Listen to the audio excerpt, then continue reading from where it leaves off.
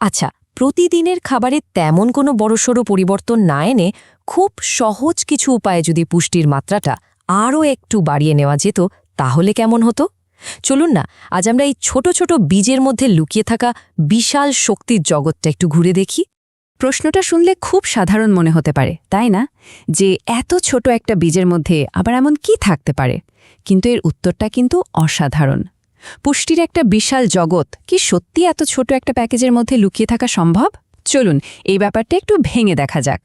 তো আজ আমরা কি কি নিয়ে কথা বলবো দেখুন, আমরা ধাপে ধাপে একটা দারুণ পুষ্টির টুলকিট তৈরি করব, যেখানে সুপার সিডের শক্তি থেকে শুরু করে চিয়া, তিসি, কুমড়ো আর সূর্যমুখীর বীজের মতো প্রয়োজনীয় সব সরঞ্জাম থাকবে আমাদের স্বাস্থ্যের জন্য।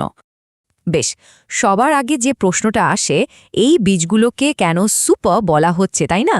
এদের মধ্যে এমন কি বিশেষত্ব আছে যা এদেরকে আর 5টা সাধারণ খাবার থেকে একদম আলাদা করে তুলেছে?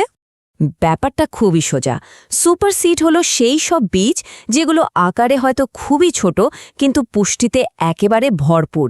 মানে এগুলোর মধ্যে ভিটামিন, মিনারেলস আর শরীরের জন্য উপকারী সব উপাদান অনেক বেশি পরিমাণে জমাট বেঁধে থাকে।